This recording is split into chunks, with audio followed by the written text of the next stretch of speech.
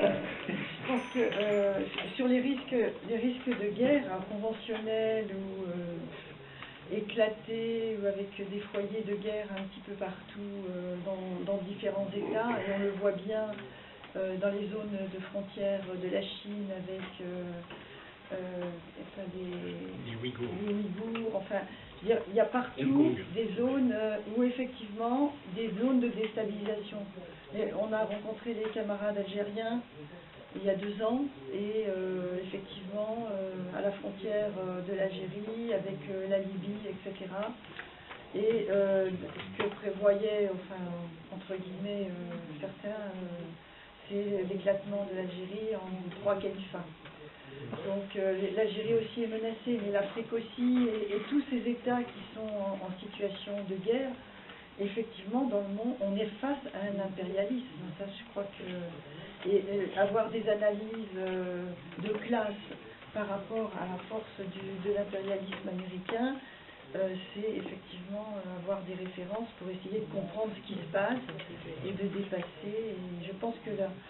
Enfin, je ne suis peut-être pas suffisamment compétente, mais la lutte pour la paix, je pense que c'est quelque chose qu'il faut absolument remettre dans notre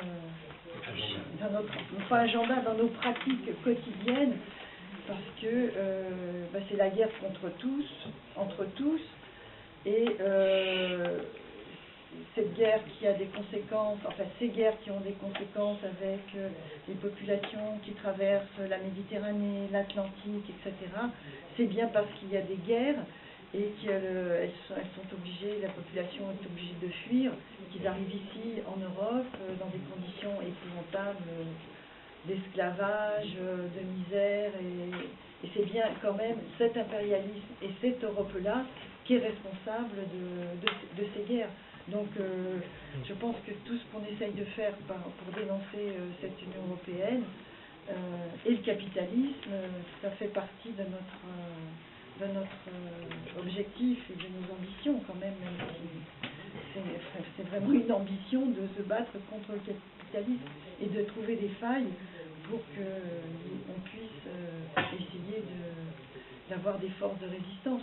Et tout à l'heure, je parlais des directives européennes, et c'est vrai que concrètement, je veux dire, si on avait ou des organisations de classe, syndicales et politiques qui étaient sur ces dépositions de classe par rapport à l'Union européenne, je pense que la lutte des cheminots, la lutte des marins, la lutte des pilotes d'avion, enfin parce que c'est le transport aérien, l'énergie, ça prendrait une autre tournure.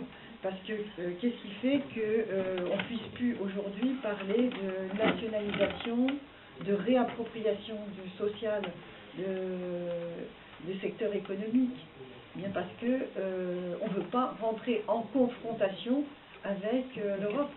Donc toutes ces luttes-là, si on peut à un moment les évoquer et montrer le lien qu'il y a avec un débouché politique, c'est un vrai débouché politique.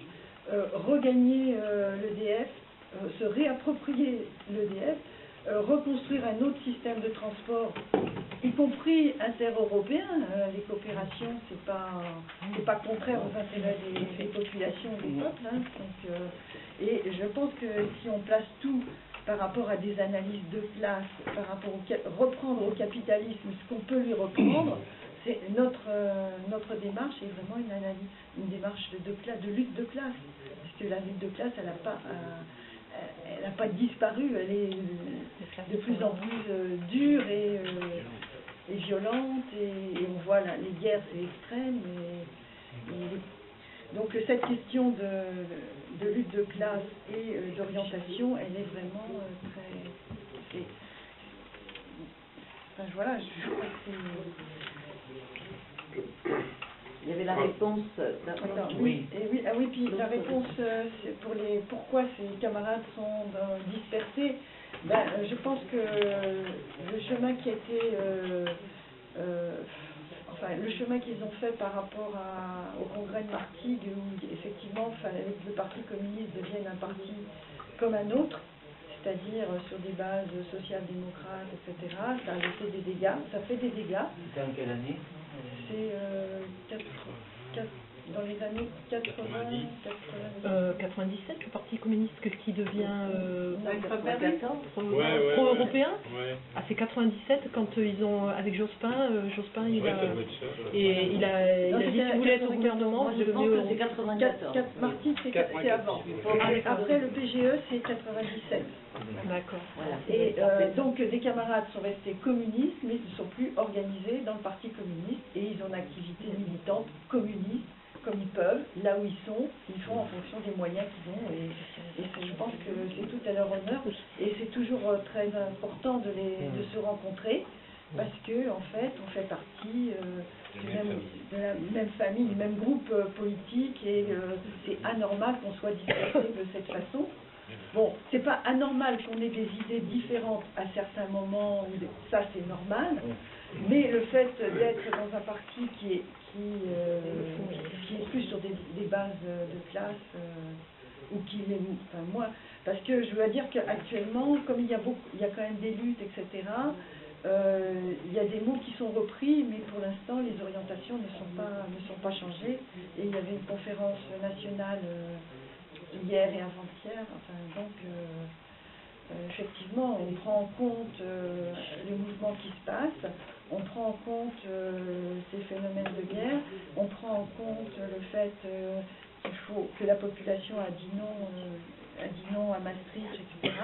Mais pour l'instant on continue sur l'Europe sociale, et voilà, donc je pense que les questions viendront du mouvement social, hein, des luttes, et peut-être de grèves plus importantes, de coordination entre les mouvements, parce que effectivement il y a des luttes partout.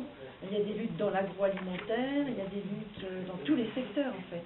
Tous les secteurs sont en lutte, mais à aucun moment on se retrouve pour redire, ben voilà, ces luttes-là par rapport à l'agroalimentaire.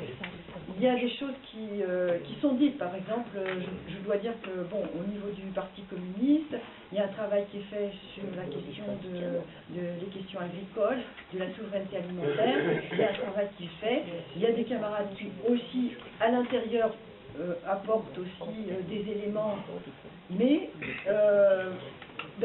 publiquement, à un moment, il faut dire, oui, mais où ça bloque, c'est quand même l'Union européenne. Bon, c'est vrai qu'il faut faire avancer par les luttes, repousser ce gouvernement dans des retranchements, le dos au mur, il faut le mettre le dos au mur, mais il faudra aussi qu'il se retourne contre Bruxelles et toutes les directives. Donc les deux luttes se tiennent en fait. Et jusqu'à maintenant, on avançait plus sur la question de la sortie. Et à partir de là, on n'a pas travaillé sur comment, secteur par